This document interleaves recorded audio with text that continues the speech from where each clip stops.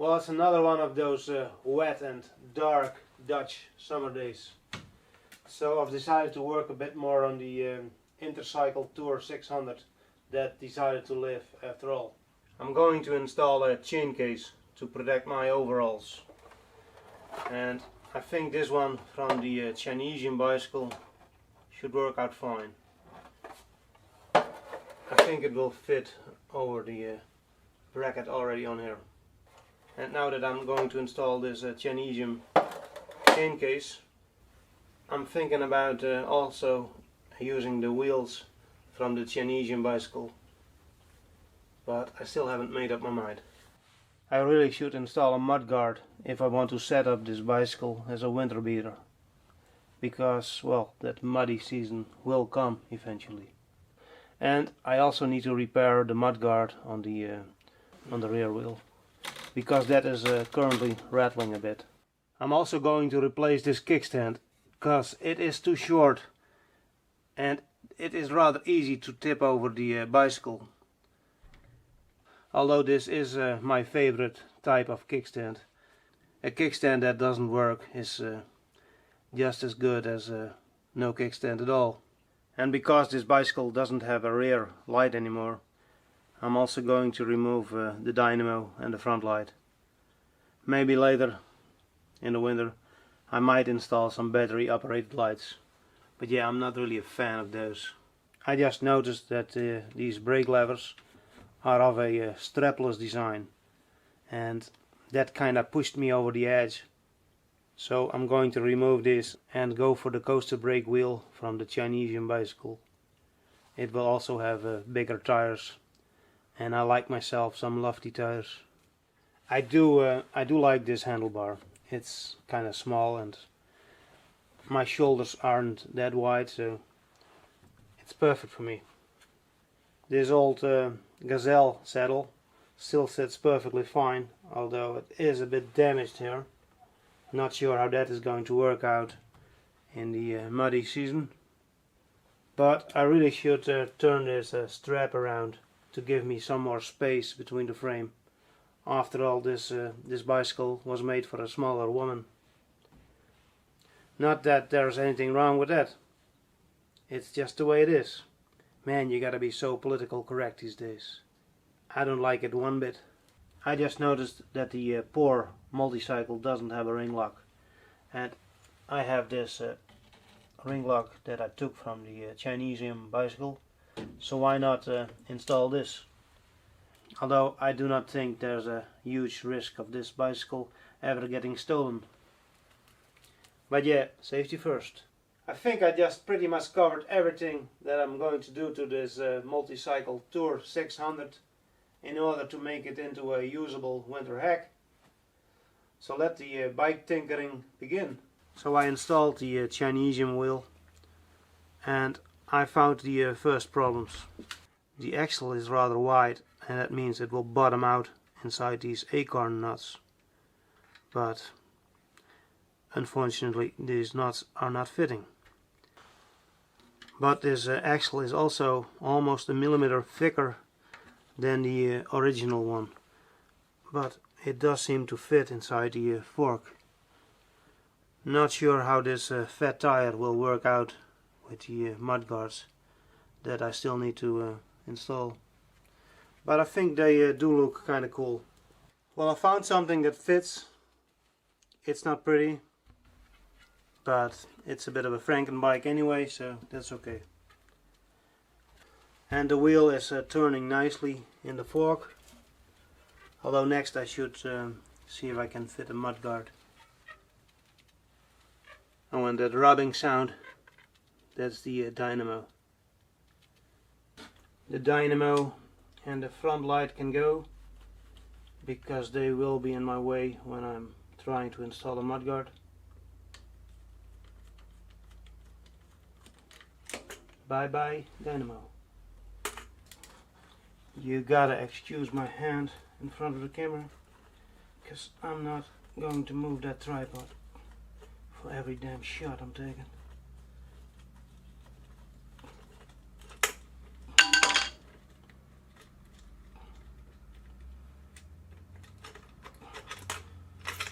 there's the light. And the tire needs to go. There's another one for the brake cable, because I don't really need the brake cable anymore. And I can cut off the lights. Bye bye. This here is what I'm planning to use as a front mudguard. It needs some work. I need to replace these old rivets and somehow patch up that hole. But I do have a matching rear mudguard, so that's kind of nice. Hopefully this will work out. But yeah, these are plastic, so that will be perfect for the muddy season. I don't think I can make this work. At least not with these fat tires. And that's too bad, because I kinda liked the look. Yeah. I definitely need something a bit smaller. And here you can see with the smaller 28mm tire, it's no problem at all. I just need to fix it. So I patched up the mudguard with some new rivets, and I plugged this hole here with a piece of aluminium. It's not pretty, but yeah, I did tell you it's a winter hack. This fat tire is definitely not fitting, so I'm going to swap it for that 28mm tire, and I will install bigger tires when I have another pair. So I swapped the tire onto the Shinesium rim, and I think it looks reasonable, although I would have liked a bigger tire. There's plenty of room now. I wonder if anybody will ever notice the Union logo on this mudguard. And currently there's no air in this tire, but you can hardly tell. It's terribly stiff and tight, and it was a nightmare to swap this tire. I actually broke my tire iron, and that's too bad, because it was a good one. I guess you pay to play. Well, at least the Chinesium tire is spinning nice and true and smooth, and it's not rubbing the mudguard. Alright, time to continue with the rear wheel. So now I'm going to remove this rear wheel as well, and then I'm going to swap the tire, because I have given up on using these fat tires. They will not fit inside the mudguards. I think everything is loose, and I should be able to lift out the rear wheel now. And I should probably also swap this cog onto the Shinesium bicycle, because it will have been worn into this chain.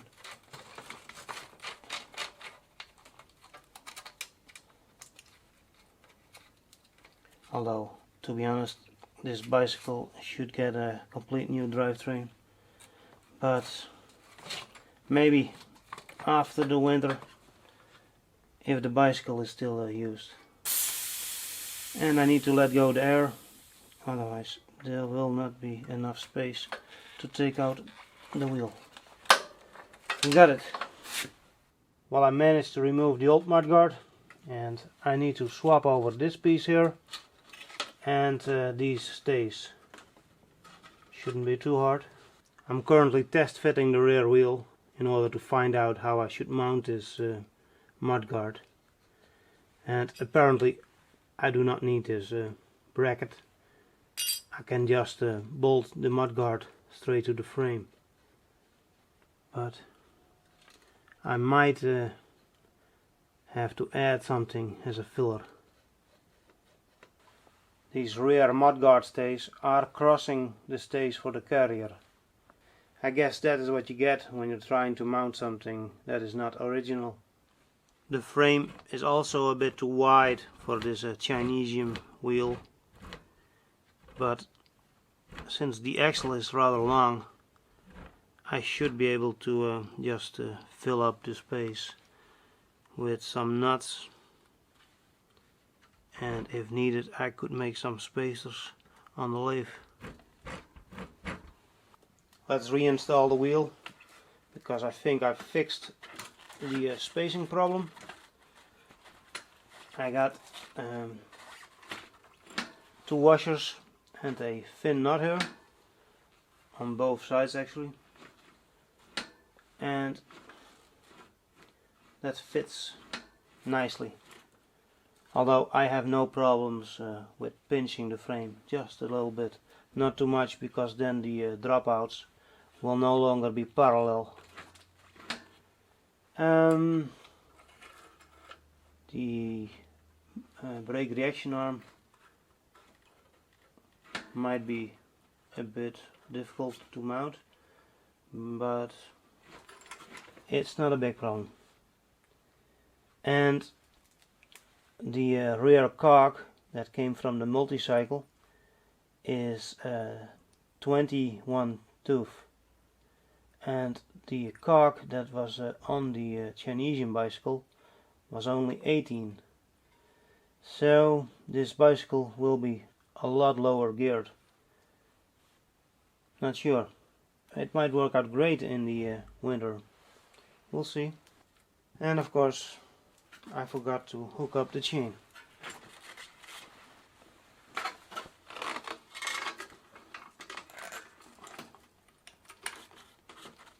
Well, I already got dirty hands.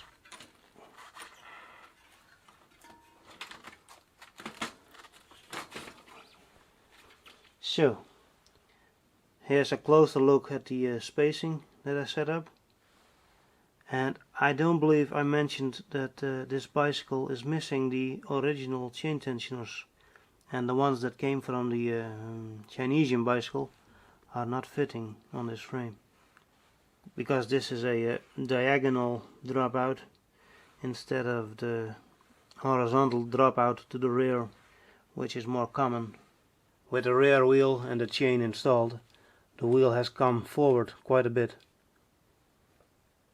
And I think I can just mount the mudguard onto the frame with a few washers as a spacer. If it doesn't look right, I'll change it later. Before I can test out my creation, I should remove these brake levers, because otherwise I will have to deal with some dragging around some loose cables. And it's kind of nice that these are strapless brake levers, because now I don't have to deal with these grips, which will probably be stuck. Feels like this bolt is bent, or maybe it was my Allen key that wasn't inserted properly. I'll get this done, and then I will squirt some air into the tires. I just did a whole lot of cursing at this stupid strapless brake lever, because the bolt keeps turning inside the handle. So I've tried to break it off, but I guess I will have to resort to my angle grinder. Really, whoever designed this should be shot. And now I do not have to lug around these stupid cables.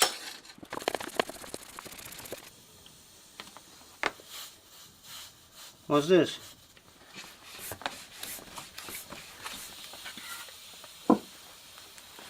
Is this an overpressure valve?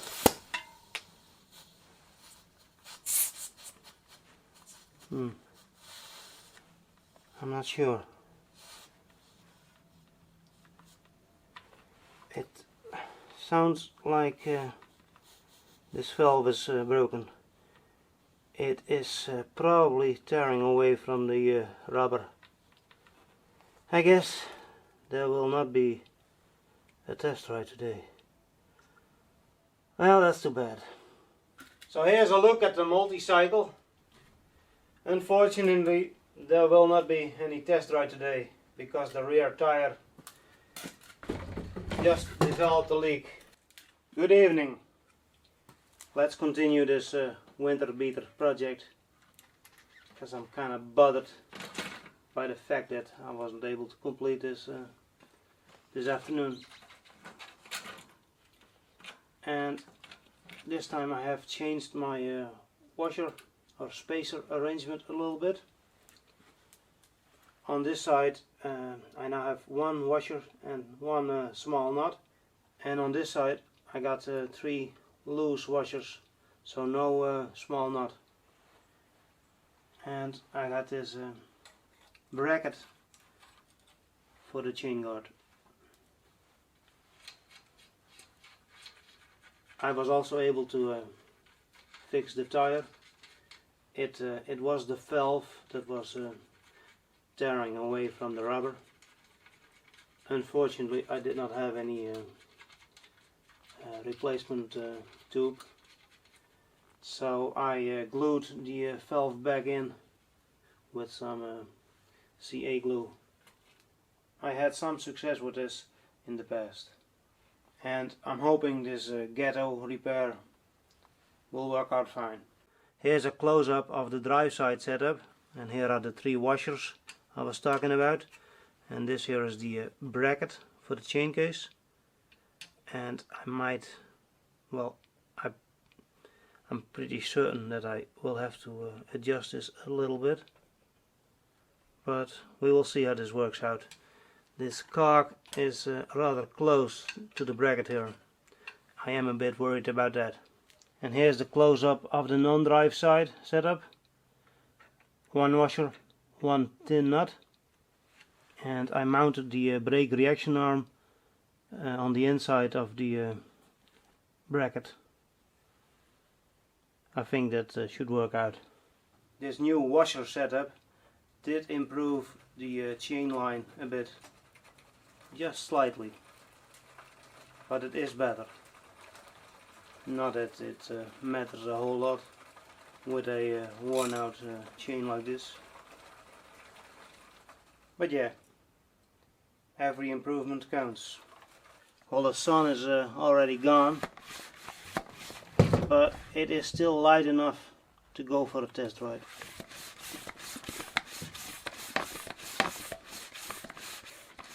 So I'm squirting in some air, and hopefully tomorrow, fuck,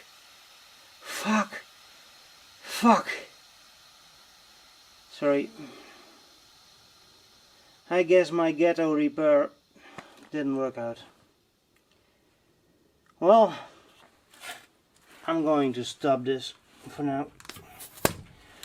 First I need another inner tube before I continue this project, because I had it.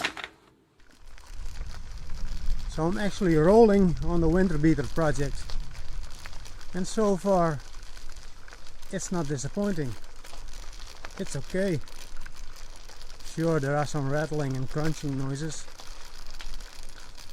Some are coming from the damn strapless handlebar. I think something is loose inside, and that is rattling like crazy. Quite annoying. So I took the inner tube from the Eddie Ha bicycle that still had 2 different types of valves. So that problem is now fixed. And I also took the opportunity to install the rear light. So that's another issue fixed. And I guess I should go back home now and continue work on this winter beater project, because it is a bit windy today, and that will definitely show up on the recording. Oh, and I'm liking the low gearing. To be continued.